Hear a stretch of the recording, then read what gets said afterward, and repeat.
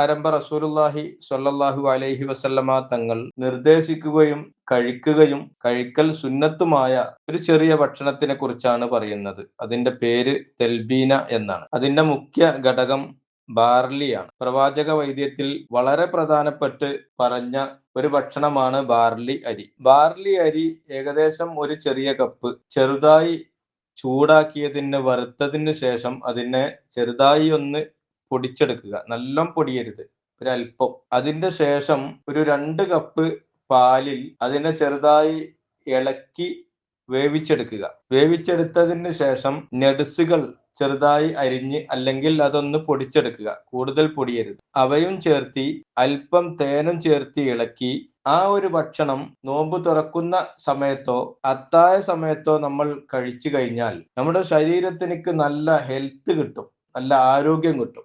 മുത്തുനബി നമ്മളോട് കഴിക്കാൻ പറഞ്ഞ ഭക്ഷണമായതുകൊണ്ടും തേന്, നട്സുകൾ, ഈത്തപ്പഴം എന്നുള്ളതൊക്കെ ഹദീസുകളിൽ പറഞ്ഞ ഭക്ഷണമായതുകൊണ്ടും ശരീരത്തിലേക്ക് ഉന്മേഷവും ഉണർവും കിട്ടാൻ വേണ്ടി എല്ലാ ആളുകളും ഇതുണ്ടാക്കി ഉപയോഗിക്കുക.